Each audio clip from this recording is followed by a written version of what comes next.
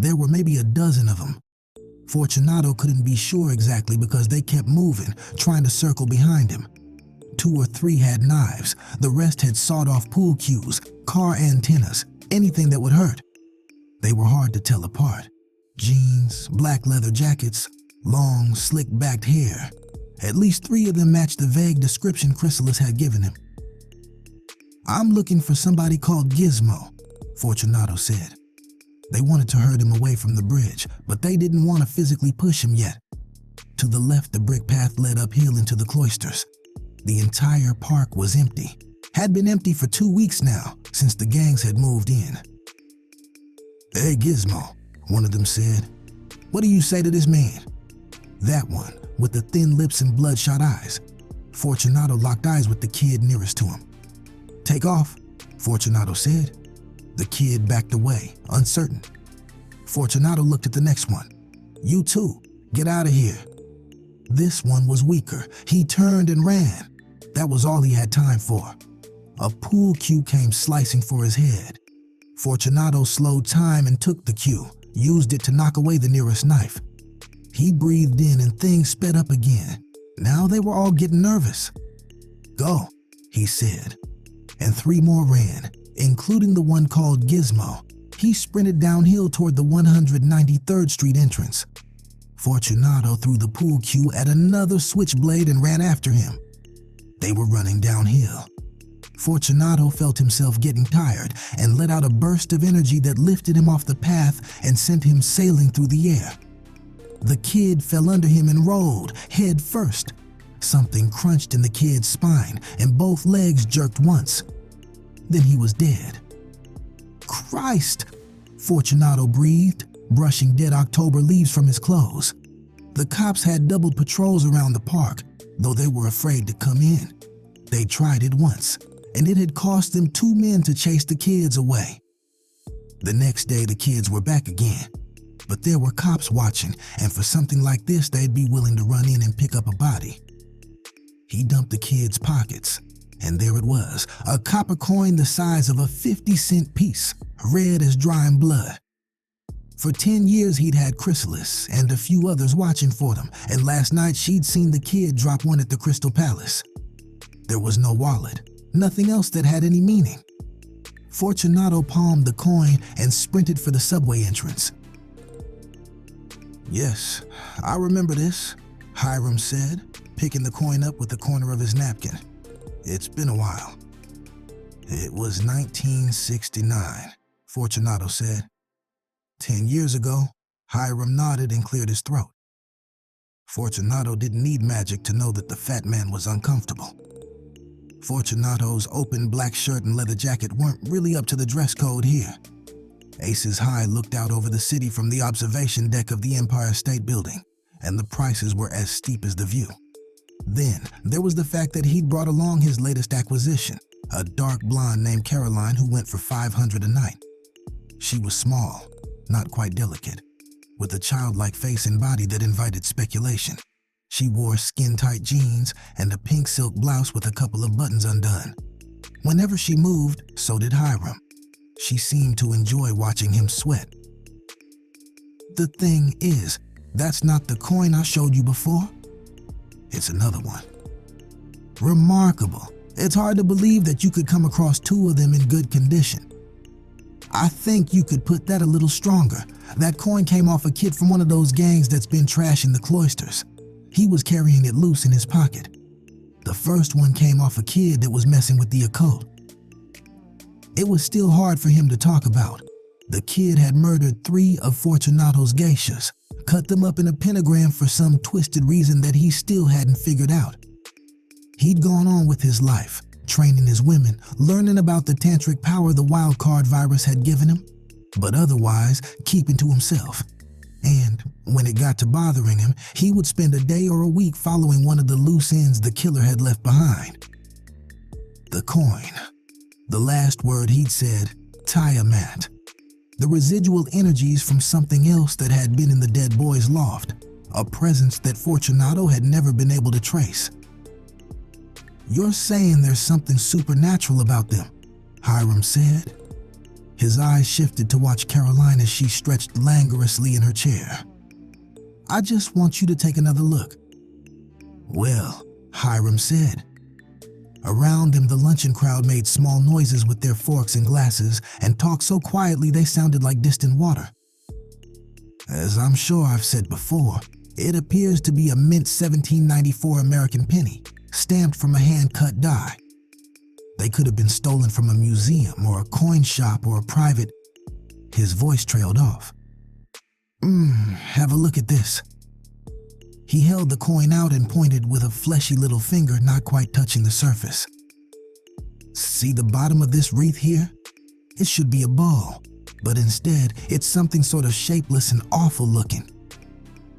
Fortunato stared at the coin and for a half second felt like he was falling. The leaves of the wreath turned into tentacles. The ends of the ribbon opened like a beak.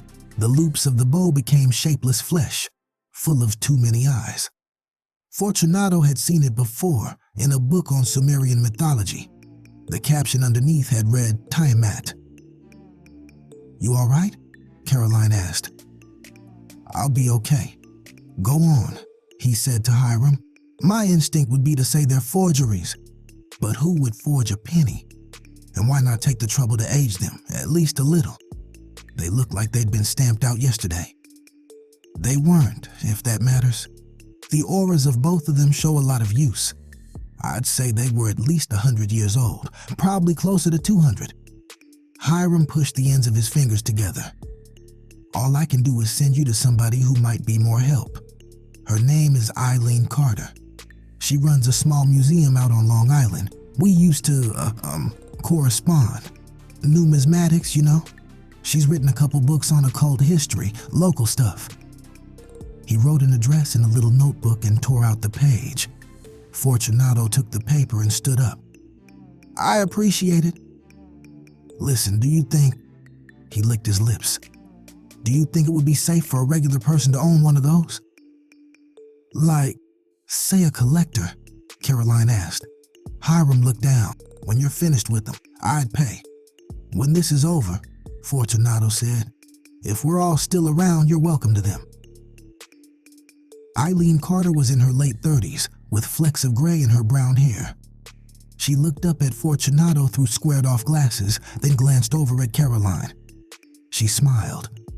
Fortunato spent most of his time with women. Even as beautiful as she was, Caroline was insecure, jealous, prone to irrational dieting or makeup. Eileen was something different. She seemed no more than a little amused by Caroline's looks. And as for Fortunato, a half-Japanese black man in leather, his forehead swollen courtesy of the wild card virus. She didn't seem to find anything unusual about him at all. "Have you got the coin with you?" she asked. She looked right into his eyes when she talked to him. He was tired of women who looked like models. This one had a crooked nose, freckles, and about a dozen extra pounds. Most of all, he liked her eyes. They were incandescent green and had smile lines in the corners. He put the penny on the counter, tails up. She bent over to look at it, touching the bridge of her glasses with one finger. She was wearing a green flannel shirt. The freckles ran down as far as Fortunato could see. Her hair smelled clean and sweet. "Can I ask you where you got this?" "It's kind of a long story," Fortunato said. "I'm a friend of Hiram Worcester. He'll vouch for me if that'll help." "It's good enough. What do you want to know?" Hiram said it was maybe a forgery. "Just a second." She took a book off the wall behind her. She moved in sudden bursts of energy, giving herself completely to whatever she was doing. She opened the book on the counter and flipped through the pages. "Here," she said. She studied the back of the coin intently for a few seconds, biting on her lower lip. Her lips were small and strong and mobile. He found himself wondering what it would be like to kiss her. "That one," she said. "Yes, it's a forgery. It's called a balsam penny, named after Black John Balsam, it says. He minted them up in the Catskills around the turn of the 19th century." She looked up at Fortunato. "The name rings a bell, but I can't say why." "Black John? She shrugged, smiled again. Can I hang on to this? Just for a few days? I might be able to find something else for you. All right. Fortunato could hear the ocean from where they were, and it made things seem a little less dire. He gave her his business card, the one with just his name and phone number on it. On their way out, she smiled and waved at Caroline, but Caroline acted like she didn't see it. On the train back to the city, Caroline said, "You want to fuck her, don't you?" Fortunato smiled and didn't answer her. "I swear to God," she said. Fortunato could hear Houston in her voice again. It was the first time in weeks. An overweight, broken-down old-school mom. He knew better than to say anything. He was overreacting, he knew.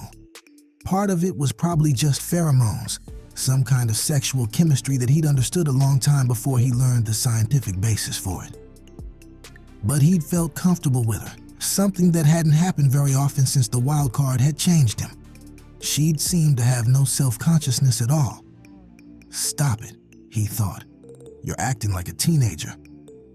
Caroline, under control again, put a hand on his thigh.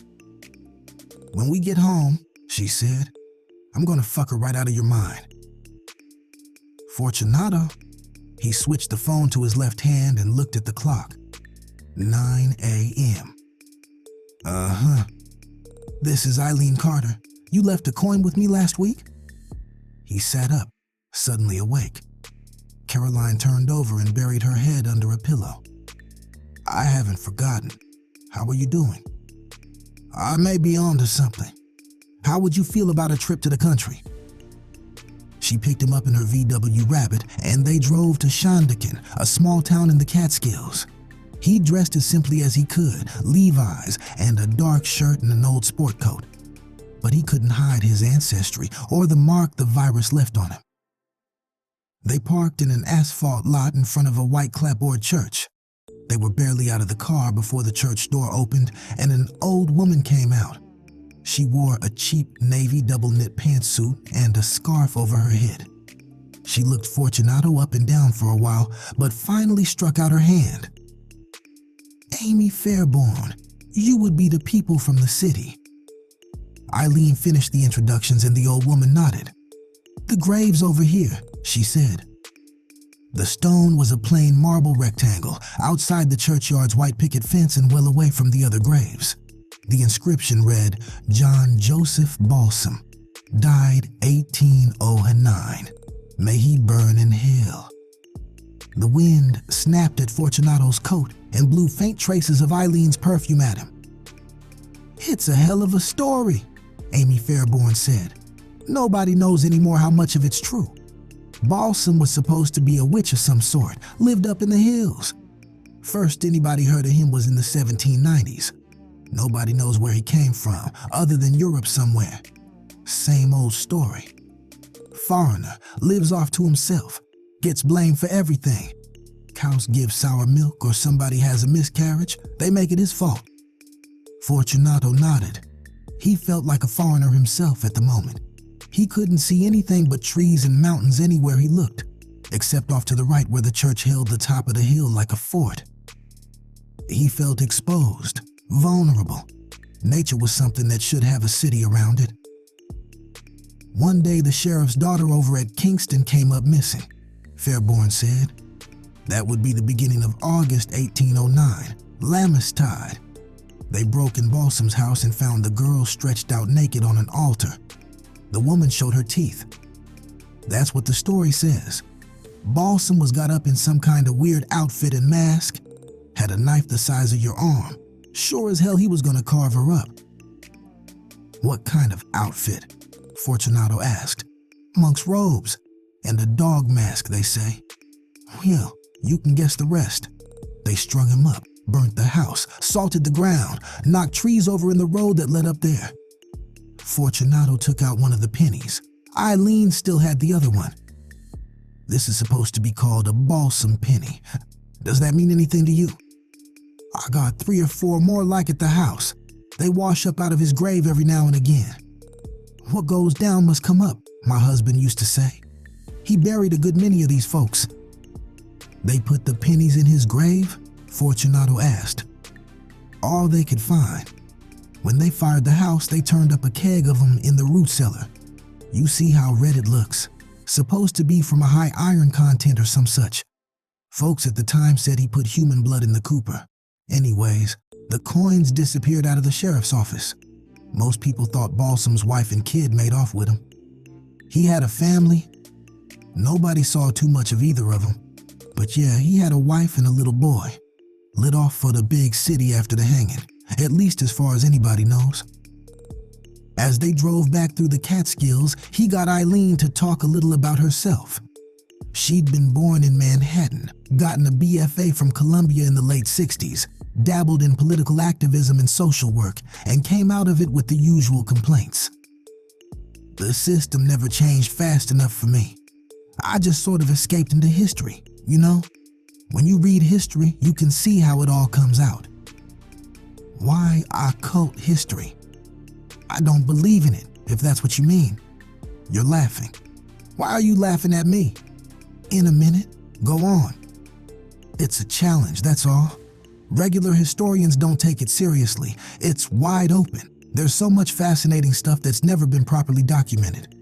The Hashinshin, the Kabbalah, David Home, Crowley. She looked over at him. Come on, let me in on the joke. You never asked about me, which was nice. But you have to know I have the virus, the wild card. Yes. It gave me a lot of power, astral projection, telepathy, heightened awareness. But the only way I can direct it, make it work, is through tantric magic. It has something to do with energizing the spine. Kundalini. Yes. You're talking about real tantric magic, intromission, menstrual blood, the whole bit. That's right. That's the wild card part of it. There's more? There's what I do for a living. I'm a procurer, a pimp. I run a string of call girls that go for as much as $1,000 a night. Have I got you nervous yet? No, maybe a little. She gave him another sideways glance. This is probably a stupid thing to say. You don't fit the image of a pimp. I don't much like the name, but I don't run away from it either. My women aren't just hookers. My mother was Japanese and she trains them as geishas. A lot of them have PhDs. None of them are junkies, and when they're tired of the life, they move into some other part of the organization. You make it sound very moral. She was ready to disapprove, but Fortunato wouldn't let himself back away. No, he said. You've read Crowley. He had no use for ordinary morality, and neither do I. Do what thou wilt shall be the whole of the law. The more I learn, the more I realize that everything is there in that one phrase. It's as much a threat as a promise. Why are you telling me this? Because I like you and I'm attracted to you, and that's not necessarily a good thing for you. She put both hands on the wheel and watched the road. I can take care of myself, she said. You should have kept your mouth shut, he told himself, but he knew that wasn't true. Better to drive her off now before he got any more involved. A few minutes later, she broke the silence. I don't know whether I should tell you this or not. I took the coin around to a couple of places, occult bookstores, magic shops, that sort of thing, just to see what I could turn up. I met a guy named Clark at the Miskatonic bookstore. He seemed really interested. What'd you tell him? I said it was my father's. I said I was curious about it. He started asking me questions like, was I interested in the occult? Had I ever had any paranormal experiences? That kind of thing. It was pretty easy to feed him what he wanted to hear. And he wants me to meet some people. A few seconds later, she said, You've gone quiet on me again. I don't think you should go. This stuff is dangerous. Maybe you don't believe in the occult. The thing is, the wild card changed everything. People's fantasies and beliefs can now turn real now. And they can hurt you, kill you. She shook her head. It's always the same story, but never any proof. You can argue with me all the way back to New York City, and it's not going to convince me. Unless I see it with my own eyes, I just can't take it seriously. Suit yourself, Fortunato said. He released his astral body and shot ahead of the car. He stood in the roadway and let himself become visible just as the car was on him. Through the windshield, he could see Eileen's eyes go wide. Next to her, his physical body sat with a mindless stare. Eileen screamed, and the brakes howled, and he let himself snap back into the car. They were skidding toward the trees, and Fortunato reached over to steer them out of it. The car died and rolled onto the shoulder. What? I'm sorry, he said. He didn't manage a lot of conviction. It was you there in the road. Her hands still held the wheel and tremor shook her arms. It was just a demonstration. A demonstration? You scared me to death. It wasn't anything. You understand? Nothing. We're talking about some kind of cult that's a couple 100 years old and makes human sacrifices. At the least. It could be worse. I can't be responsible for you getting involved. She started the car and pulled onto the road. It was a quarter of an hour later, back on Interstate 87, before she said, "You're not quite human anymore, are you? That you could scare me that badly. Even though you say you're interested in me. That's what you were trying to warn me about." "Yes," he said. Her voice was different, more detached. He waited for her to say something else, but instead, she just nodded and put a Mozart tape on the stereo. He thought that would be the end of it. Instead, a week later, she called and asked if he could meet her for lunch at Aces High. He was waiting at the table when she came in. She would never, he knew, look like a fashion model or like one of his geishas. But he liked the way she made the most of what she had. Narrow gray flannel shirt, white cotton blouse, navy cardigan, amber beads, and a wide tortoiseshell band for her hair. No visible makeup except for mascara and a little lip gloss. Fortunato got up to hold her chair and nearly bumped into Hiram. There was an awkward pause. Finally, she held out her hand and Hiram bent over it, hesitated just a little too long, and then bowed away. Fortunato stared after him for a moment or two. He wanted Eileen to say something about Hiram, but didn't take the hint. "It's good to see you," he said. "It's good to see you too. In spite of what happened last time." "What? Is that an apology?" The smile again. "No," he said. "Though I really am sorry. I'm sorry I got you into this. I'm sorry I couldn't have met you some other way. I'm sorry we have this ugly business between us every time we see each other. So am I. And I'm afraid of you. I'm up against something like I've never seen before. There's this thing, this conspiracy, this cult, whatever it is out there, and I can't find anything out about it." A waiter brought menus and water in crystal goblets. Fortunato nodded him away. "I've been to see Clark," Fortunato said. "I asked him some questions, mentioned Tiamat, and all I got were blank looks. He wasn't faking it. I looked into his brain." He took a breath. "He had no memory of you." "That's impossible," Eileen said. She shook her head. "It's so strange to see you sitting there talking about reading his mind. There's got to be some kind of mistake, that's all. You're sure?" Fortunato could see her aura clearly. She was telling the truth. "I'm sure," he said. "I saw Clark last night and I can promise you he remembered me. He took me to meet some people. They're members of the cult or society or whatever it is. The coins are some kind of recognition thing. Did you get their names or addresses, anything like that?" She shook her head. "I'd know them again. One of them was called Roman. Very good looking, almost too good looking if you know what I mean. The other one was very ordinary. Harry, I think his name was." "Does the group have a name?" "They haven't mentioned one." She glanced at the menu as the waiter came back. "The veal medallions, I think. And a glass of chablis." Fortunato ordered ensalada composta and a Bex. "But I did learn some other things," she said. "I've been trying to trace Balsam's wife and son. I mean, there are a couple of loose ends in the story. First, I tried the usual detective routine, birth and deaths and marriage records. No dice. Then I turned to find occult connections. Do you know the Abramelin Review? No. It's a sort of reader's guide to occult publications, and that's where the Balsam family turned up. There's a Mark Balsam that's published at least a dozen articles in the last few years. Most of them were in the magazine Nectanibus. Does that ring any bells? Fortunato shook his head. A demon or something. It sounds like I should know it, but I can't put my finger on it. It's a good bet he's involved with the same society that Clark is.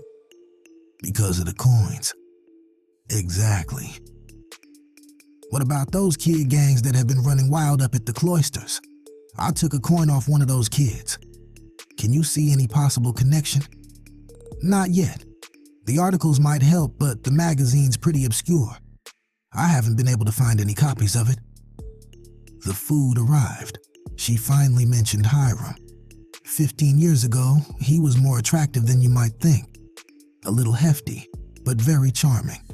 Knew how to dress, what to say. And of course, he always knew fantastic restaurants. What happened? Or is it any of my business? I don't know. Whatever happens between people. I think most of it was that he was too self-conscious about his weight. Now it's me that's self-conscious all the time. You shouldn't be, you know. You look great. You could have any man you wanted. You don't have to flirt with me. I mean, you have all this sexual power and charisma and everything, but I don't like the idea of you using it on me. Manipulating me. I'm not trying to manipulate you, Fortunato said. If it looks like I'm interested in you, it's because I'm interested in you. Are you always this intense? Yeah, I guess I am. I look over at you and you're smiling all the time. It drives me crazy. I'll try to stop. Don't. He'd come on too strong, he realized. She set her silverware neatly on her plate and dropped her folded napkin next to it. Fortunato pushed the rest of his salad away. Suddenly, something bubbled up in his mind. What did you say the name of the journal was, where Balsam was publishing? She got a folded scrap of paper out of her purse. Nectanibus. Why? Fortunato signaled for the check. Listen, can you come back to my apartment? No funny business. This is important. I suppose. The waiter bowed and looked at Eileen. Mr. Worcester is unavoidably detained, but he asked me to tell you that your lunch is compliments of the house. Thank him for me, Eileen said. Tell him. Just tell him thank you. Caroline was still asleep when they got to the apartment. She made a point of leaving the bedroom door open while she walked naked to the bathroom. Then she sat on the edge of the bed and slowly put her clothes on, starting with stockings and garter belt. Fortunato ignored her, sorting through the stacks of books that had grown to fill an entire wall of the front room. Either she'd learn to control her jealousy or she'd find another line of work. Eileen smiled at her as she clomped out on her 4-inch heels. She's beautiful, she said. So are you. Don't start. You brought it up. He handed her Budge's Egyptian magic. There you go. Nectanibus. Famous as a magician and a sage, and he was deeply learned in all the wisdom of the Egyptians. This is coming together. Remember Black John's dog mask? I'm wondering if Balsam's cult isn't the Egyptian Freemasons. Oh my God. Are you thinking what I'm thinking? I'm thinking that the name Balsam could be an Americanization of Balsamo. As in Giuseppe Balsamo of Palermo, Eileen said. She sat down hard on the couch. Better known to the world, Fortunato said, as Count Cagliostro. Fortunato pulled up a chair across from her and sat with his elbows on his knees. The Inquisition arrested him when? Around 1790, wasn't it? They put him in some kind of dungeon, but his body was never found. He's supposed to be connected to the Illuminati. Suppose they broke him out of jail and smuggled him to America, where he shows up as Black John Balsam, the local weirdo. But what was he up to? Why the coins and the human sacrifice? Cagliostro was a fraud, a con man. All he ever wanted was the good life. Murder just doesn't sound like his style. Fortunato handed her Darao's witches and sorcerers. Let's find out. unless you got something better to do. England, Eileen said. 1777. That's when it happened. He got inducted into the Masons on April 12th in Soho. After that, Masonry takes over his life. He invents the Egyptian Freemasons as some kind of highest order, starts giving away money, inducting every high-ranking Mason he can. So what brought all that on? Supposedly, he took some kind of tour of the English countryside and came back from it a, quote, changed man, end quote. His magic powers increased. He went from an adventurer to a genuine mystic. Okay, Fortunato said. Now listen to this. This is Tolstoy on Masonry. The first and chief object of our order is the preservation and hanging on to posterity of a certain important mystery. A mystery on which perhaps the fate of mankind depends. This is starting to scare the hell out of me, Eileen said. There's one more piece. That thing that's on the back of the balsam penny is a Sumerian deity called Tiamat. It's what Lovecraft took Cthulhu from. Some kind of huge, shapeless monster from beyond the stars. Lovecraft supposedly got his mythology from his father's secret papers. Lovecraft's father was a Mason. So you think that's what it's all about? This Tiamat thing? Put it together, Fortunato said. Suppose the Masonic secret has something to do with controlling Tiamat. Cagliostro learns the secret. His brother Masons won't use their knowledge for evil, so Cagliostro forms his own order for his own ends. To bring this thing to Earth. Yes, Fortunato said. To bring it to Earth. Eileen had finally stopped smiling. It had gotten dark while they talked. The night was cold and clear, and Fortunato could see stars through the skylights in the front room. He wished he could shut them out. It's late, Eileen said. I have to go. He hadn't thought of her leaving. The day's work had left him full of nervous energy, the thrill of the hunt. Her mind excited him, and he wanted her to open up to him. Her secrets, her emotions, her body. Stay, he said, careful not to use his powers, nor to make it a command. Please. His stomach felt cold when he asked. She got up, put on the sweater she'd left on the arm of the couch. I have to digest all this, she said. There's just been too much happening at once. I'm sorry. She wouldn't look at him. I need more time. I'll walk you down to 8th Avenue, he said. You can catch a cab from there. Cold seemed to radiate out of the stars, a kind of hatred for life itself. He hunched his shoulders and put his hands deep in his pockets. A few seconds later, he felt Eileen's arm around his waist and he held her close as they walked. They stopped at the corner of 8th and 19th, and a cab pulled up almost immediately. Don't say it, Eileen told him. I'll be careful. Fortunato's throat was too tight for him to talk if he'd wanted to. He put a hand behind her neck and kissed her. Her lips were so gentle that he had started to turn away before he realized how good they felt. He turned back and she was still standing there. He kissed her again, harder, and she swayed toward him for a second and then pulled away. I'll call you, she said. He watched the cab until it turned the corner and disappeared. The police woke him at 7 the next morning. We've got a dead kid in the morgue, the first cop said. Somebody broke his neck up at the cloisters about a week ago. You know anything about it? Fortunato shook his head. He stood by the door, holding his robe closed with one hand. If they came in, they would see the pentagram painted on the hardwood floor, the human skull on the bookcase, the joints on the coffee table. Some of his pals say they saw you there, the second cop said. Fortunato locked eyes with him. I wasn't there, he said. You want to believe that. The second cop nodded, and the first one started to reach for his gun. No, Fortunato said. The first cop didn't manage to look away in time. You believe it too. I wasn't there, I'm clean. Clean, the first cop said. Go now, Fortunato said, and they left. He sat on the couch, hands shaking. They would be back. Or more likely, they'd send somebody from the Jokertown division who wouldn't be affected by his powers. He wouldn't be getting back to sleep. Not that he'd been sleeping that well anyway. His dreams had been full of tentacled things as large as the moon, blocking the sky, swallowing the city. It suddenly occurred to him that the apartment was empty. He couldn't remember the last time he'd spent the night alone. He almost picked up the phone to call Caroline. It was only a reflex and he fought it off. What he wanted was to be with Eileen. 2 days later, she called again. In those 2 days, he'd been to her museum in Long Island twice, in his astral form. He'd hovered across the room, invisible to her, just watching. He'd have gone more often, stayed longer, but he was taking too much pleasure in it. "It's Eileen," she said. "They want to initiate me." It was 3:30 in the afternoon.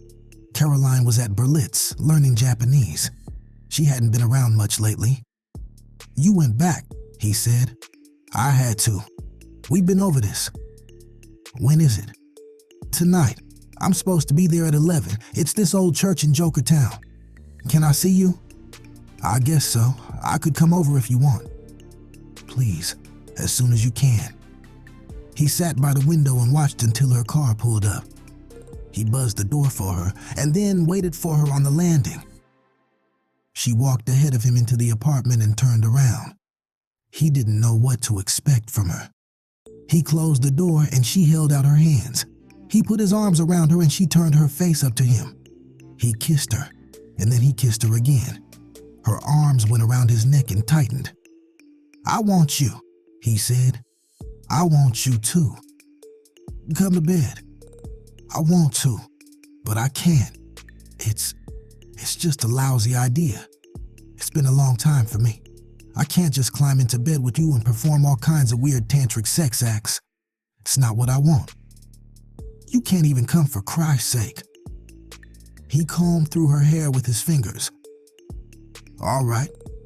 He held her a while longer, then let her go. "Do you want anything? A drink?" "Some coffee if you have any." He put water on the stove and ground a handful of beans, watching her over the breakfast bar. "What I can't understand," he said, "is why I can't get anything from these people's minds. You don't think I'm making all this up?" "I know you're not," Fortunato said. "I could tell if you were lying." She shook her head. "You take a lot of getting used to. Some things are more important than social niceties." The water boiled. Fortunato made 2 cups and took them to the couch. "If they're as big as you think they are," Eileen said, "they're bound to have aces working with them. Somebody who could set up blocks for them, blocks against other people with mental powers." "I guess." She drank a little of the coffee. "I met Balsam this afternoon. We all got together at the bookstore." "What's he like?" "Smooth. He looked like a banker or something. 3-piece suit, glasses, but tanned, like he plays a lot of tennis on the weekends." "What did he say?" "They finally mentioned the word Mason, like it was the last test, to see if it would freak me out. Then Balsam gave me a history lesson, how the Scottish and York Rite Masons were just offshoots of the speculative Masons, and that they only went back to the 18th century. Fortunato nodded. "That's all true." Then he started talking about Solomon and how the architect of his temple was actually an Egyptian. The masonry started with Solomon, and all the other rites had lost the original meaning. But they say they've still got it, just like you figured. I have to go with you tonight. There's no way you could get in, not even if you disguised yourself. They'd know you. I could send my astral body. I could still see and hear everything. If somebody else came here in their astral body, could you see them?" "Of course." "Well, it's a hell of a chance to take, isn't it?" "All right. Okay. It has to be just me. There's no other way. Unless..." "Unless what?" "Unless I went inside you," he said. "What are you talking about?" "The power is in my sperm, if you were carrying..." "Oh, come on," she said. "Of all the lame excuses to get somebody into bed..." She stared at him. "You're not kidding me, are you? You can't go in there alone. Not just because of the danger, because you can't do enough by yourself. You can't read their minds. I can. Even if you're just hitching a ride? Fortunato nodded. Oh God, she said. There's so many reasons not to. I'm having my period for one thing. So much the better. She grabbed her left wrist and held it close to her chest. I told myself if I ever went to bed with a man again, and I said if it would have to be romantic, candlelight and flowers and everything, and look at me. Fortunato knelt in front of her and gently moved her hands away. Eileen, he said, I love you. That's easy for you to say. I'm sure you mean it and everything, but I'm also sure you say it all the time. There's only 2 men I've ever said it to in my life, and one of them was my father. I'm not talking about how you feel. I'm not talking about forever. I'm talking about me right now. And I love you. He picked her up and carried her into the bedroom. It was cold in there and her teeth started to chatter. Fortunato lit the gas heater and sat down next to her on the bed. She took his right hand in both of hers and held it to her mouth. He kissed her and felt her respond, almost against her will. He took his clothes off and pulled the covers over the 2 of them and began to unbutton her blouse.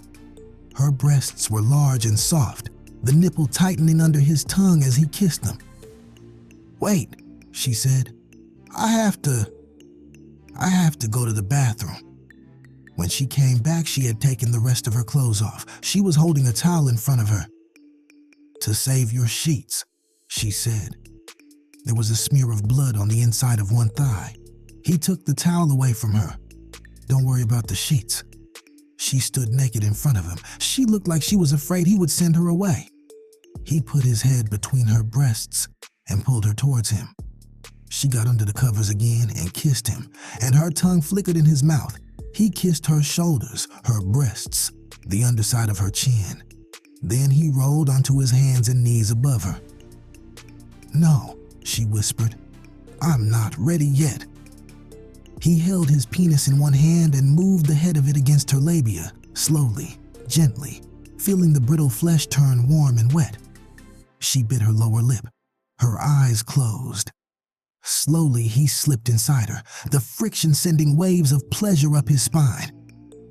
He kissed her again. He could feel her lips moving against his, mouthing inaudible words.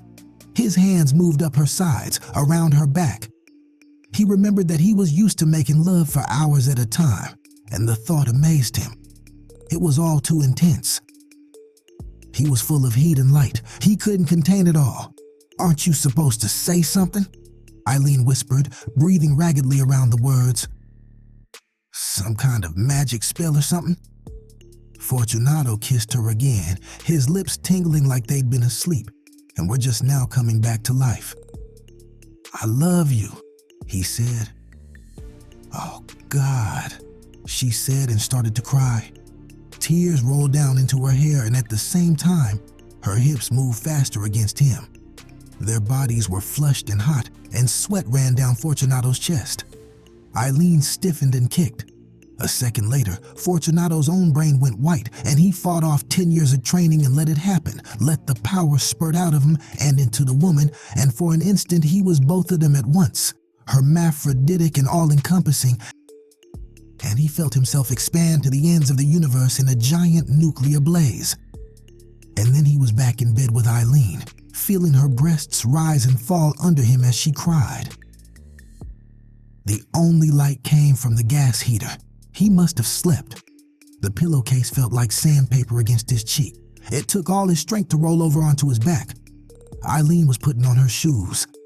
It's almost time, she said. How do you feel? He said. Unbelievable, strong, powerful. She laughed. I've never felt like this. He closed his eyes, slid into her mind. He could see himself lying on the bed, skeletal, his dark golden skin disappearing into the shadows, his forehead shrunken to where it blended smoothly into his hairless scalp. And you, she said. He could hear her voice echoing in her chest. Are you all right? He drifted back to his own body. Weak, he said, but I'll be okay.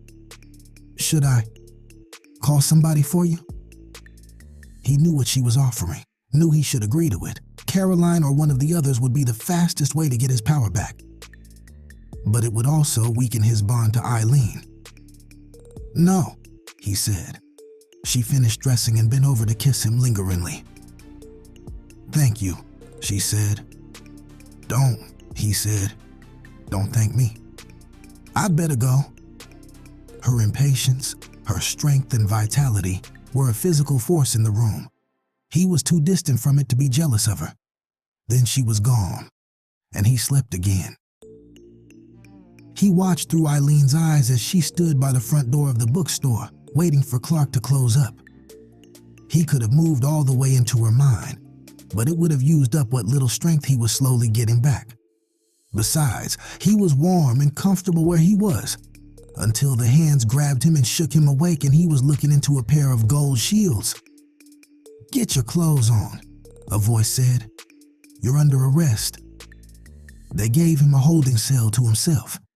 It had a gray tile floor and gray painted cement walls. He squatted in the corner and shivered, too weak to stand. On the wall next to him, somebody had scratched a stick figure with a giant dripping prick and balls. For an hour, he'd been unable to concentrate long enough to make contact with Eileen. He was sure Balsam's Masons had killed her.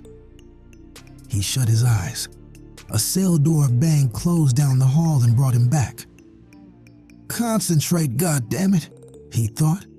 He was in a long room with a high ceiling. Yellow light flickered off the distant walls from banks of candles. The floor was black and white checkered tile. At the front of the room stood two Doric columns, one on either side, that didn't quite reach the ceiling. They stood for Solomon's temple. They were named Boaz and Joachim, the first two Masonic words. He didn't want to take control of Eileen's body, though he could have if it came to that. From what he could tell, she was all right. He could feel her excitement, but she wasn't in pain or even especially afraid. A man matching Eileen's description of Balsam stood at the front of the room, on the dais reserved for the worshipful master of the temple. Over his dark suit, he wore a white Masonic apron with bright red trim. He wore a tabard like an oversized bib around his neck. It was white too, with a red looped cross in the center. An Ankh. Who speaks for this woman? Balsam asked. There were a dozen or more others in the room, both sexes, all of them in aprons and tabards. They made a curving line along the left side of the room. Most of them seemed normal enough. One man had bright red skin and no hair at all, an obvious joker. Another seemed terribly frail, with thick glasses and a dazed expression. He was the only one not wearing street clothes under his apron. Instead, he was wrapped in a white robe a couple sizes too large for him, with a hood and sleeves that hung down over his hands. Clark moved out of the line and said, "I speak for her." Balsam handed him an intricate mask, covered in what seemed to be gold foil. It was a hawk's head, and it completely covered Clark's face. "Who opposes?" Balsam said. A young Oriental woman, rather plain, but with an undefinable sexual quality, stepped forward. "I oppose." Balsam gave her a mask with long pointed ears and sharp face. When she put it on, it gave her a cold, disdainful look. Fortunato felt Eileen's pulse begin to pick up. "Who claims her?" "I claim her." Another man came forward and took a mask with a jackal face of Anubis. The air behind Balsam rippled and started to glow. The candles flickered out. Slowly, a golden man took shape, lighting the room. He was as tall as the ceiling, with canine features and hot yellow eyes. He stood with folded arms and looked down at Eileen. Her pulse leapt and stuttered, and she dug her fingernails into her palms.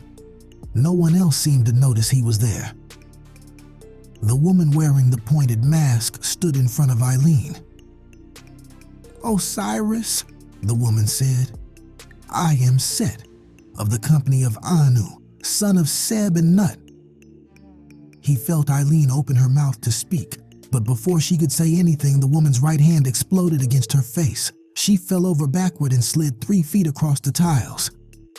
"Behold," the woman said. She touched her fingers to Eileen's eyes and they came away wet. "The fertilizing rain." "Osiris," said the jackal-headed man, stepping up to take the woman's place. "I am Anubis, son of Ra, opener of the ways. Mine is the funeral mountain." He moved behind Eileen and held her against the floor. Now, Clark was kneeling next to her, the golden man looming behind him. "Osiris," he said. Light glittered from the tiny eyes of the hawk mask. "I am Horus, thy son and the son of Isis." He pressed 2 fingers against Eileen's lips, forcing her mouth open. "I have come to embrace thee. Thy mouth was closed, but I have set in order for thy mouth and thy teeth. I opened for thee thy 2 eyes. I have opened for thee thy mouth with the instrument of Anubis. Horus hath opened the mouth of the dead, as he in times of old opened thy mouth with the iron that came forth from Set. The deceased shall walk and shall speak, and her body shall be with the great company of the gods in the great house of the aged one in Anu, and shall receive there the Uraret crown from Horus, the Lord of mankind." Clark took something that looked like a wooden snake from Balsam. Eileen tried to pull away, but the jackal-headed man had too tight a grip on her. Clark swung the snake back and then gently touched Eileen's mouth and eyes with it 4 times. "O Osiris, I have established for thee the 2 jawbones in thy face, and they are now separated." He stood aside. Balsam bent over her until his face was only inches away and said, "Now, I give to thee the Bekau, the word of power. Horus had given thee the use of thy mouth and thou canst say it. The word is Tiamat." "Tiamat," Eileen whispered. Fortunato, numb with fear, pushed himself into Balsam's mind. The trick was to keep moving, not to get overwhelmed by the strangeness of it. If he kept triggering associations, he would end up in the part of Balsam's memory he wanted. At the moment, Balsam was near ecstasy. Fortunato followed the images and totems of Egyptian magic until he found the earliest ones, and from there made his way to Balsam's father, and back through 7 generations to Black John himself. Everything Balsam had ever heard or read or imagined about his ancestor was here. His first swindle, when he took the goldsmith Murano for 60 ounces of fine gold. His escape from Palermo, meeting the Greek, Altotas, and learning alchemy. Egypt, Turkey, Malta, and finally Rome at age 26. Handsome, clever, carrying letters of introduction to the cream of society, where he met Lorenza. Fortunato saw her as Cagliostro had, naked before him for the first time. Only 14 years old, but dizzyingly beautiful. Slim, elegant, olive-skinned, with jet black wavy hair spread out around her, tiny perfect breasts, smelling of wild coastal flowers, her throaty voice screaming his name as she wrapped her legs around him. Traveling through Europe in coaches lined in deep green velvet, Lorenza's beauty opening society to them without reservation, living on what they begged in the halls of nobility and handing out the rest as alms. And finally, England. Fortunato watched as Cagliostro rode into the forest on the back of a blooded ebony hunter. He'd gotten separated, not quite by accident, from Lorenza, and the young English lord who was so taken with her. Doubtless his lordship was having his way with her even now in some ditch beside the road, and doubtless Lorenza had already found a way to turn it to their advantage. Then the moon fell out of the sky in the middle of the afternoon. Cagliostro spurred the stallion toward the glowing apparition. It touched down in a clearing a few 100 yards away. The horse wouldn't get closer than 100 feet, so Cagliostro tied him to a sapling and approached on foot. The thing was indistinct, made of angles that didn't connect, and as Cagliostro came toward it, a piece of it detached itself. And that was all. Suddenly, Cagliostro was riding back toward London in a carriage with Lorenza, full of some high purpose that Fortunato couldn't read. He ransacked Balsam's mind. The knowledge had to be there somewhere. Some fragment of what the thing in the woods had been, what it had said or done. That was when Balsam jerked upright and said, "The woman is in my brain." He was looking through Eileen's eyes again, enraged at his own clumsiness. Things had gone hideously wrong. He found himself staring into the face of the little man with the thick glasses and robe. And then he was back in his cell. 2 guards had him by the arms and were dragging him toward the door. "No," he said. "Please, just a few more minutes." "Oh, like it here to you?" one of the guards said. He shoved Fortunato toward the door of the cell. Fortunato's foot slipped on the slick linoleum and he went onto all fours. The guard kicked him near his left kidney, not quite hard enough to make him pass out. Then they were dragging him again, down endless faded green corridors, into a dark paneled room with no windows and a long wooden table. A man in a cheap suit, maybe 30 years old, sat on the other side of the table. His hair was medium brown, his face unremarkable. There was a gold shield pinned to the jacket pocket. Next to him sat a man in a polo shirt and expensive sport coat. He had excessive Aryan good looks, wavy blonde hair, icy blue eyes. Fortunato remembered the Mason that Eileen had described. "Roman." "Sergeant Matthias?" the second guard said. The man in the cheap suit nodded. "This is the one." Matthias leaned back in his chair and closed his eyes. Fortunato felt something brush his mind. "Well?" Roman asked. "Not much," Matthias said. "Some telepathy. A little TK, but it's weak. I doubt he could even pick a lock." "So what do you think? Does the boss need to worry about him?" "I can't see why. You could hang him up for a while for murdering that kid, see what happens." "What's the use?" Roman said. "He'd just plead self-defense. The judge would probably give him a medal. Nobody cares about those little bastards anyway." "Fine," Matthias said. He turned to the guards. "Kick him loose. We're done with him." It took another hour to get him back on the street, and of course, nobody offered him a ride home. But that was all right. Jokertown was where he needed to be. He sat on the steps of the precinct and reached out for Eileen's mind. He found himself staring at the brick wall of an alley. He was empty of thought or emotion.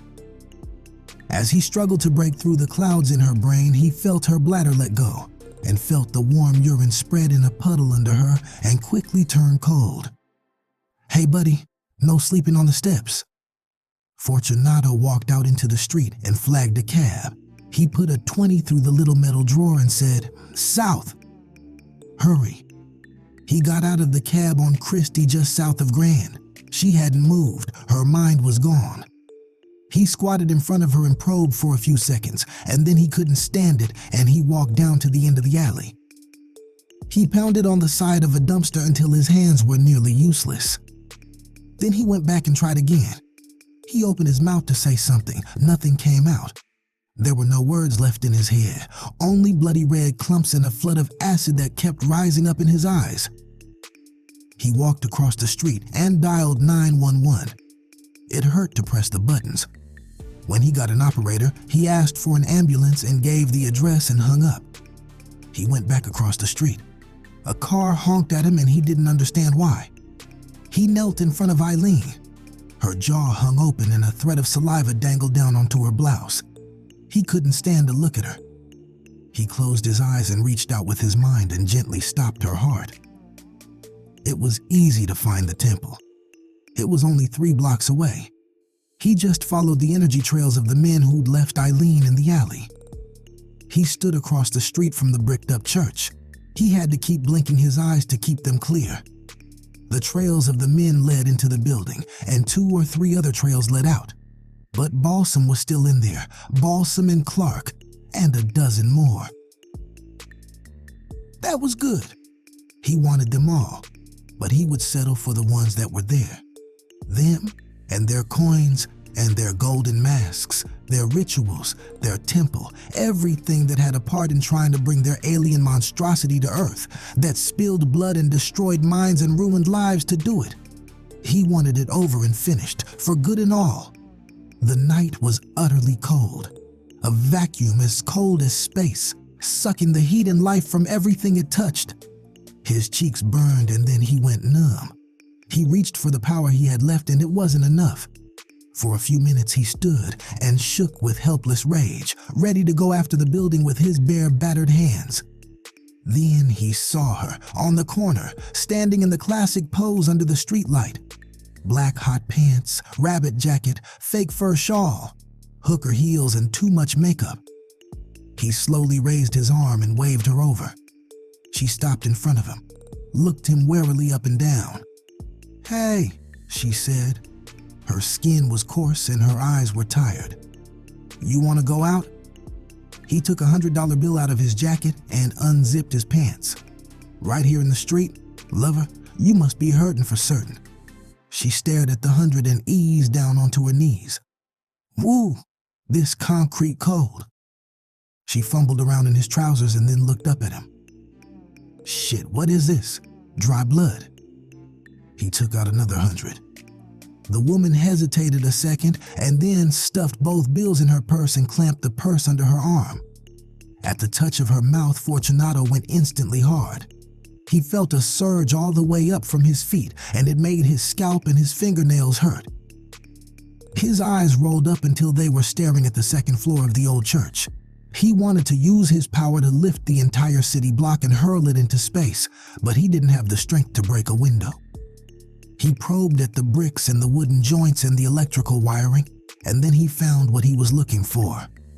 He followed a gas line down to the basement and back to the main, and then he began to move the gas through it, building the pressure the way it was building inside him until the pipes vibrated and the walls shook and the mortar creaked.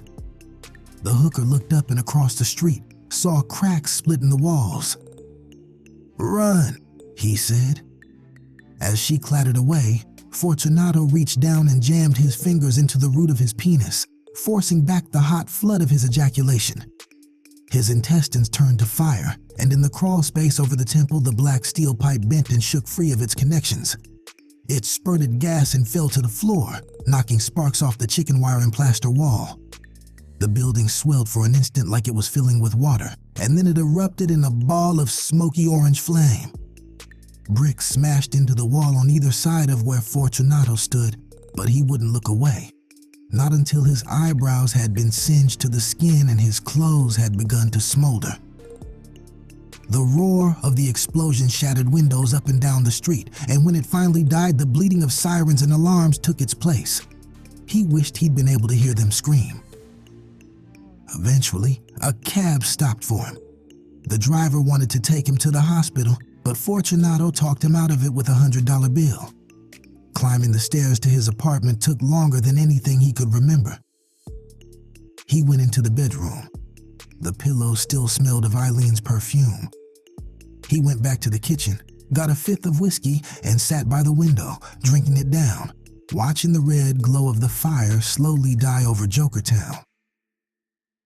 When he finally passed out on the couch, he dreamed of tentacles and wet rubbery flesh and beaks that opened and closed with long, echoing laughter.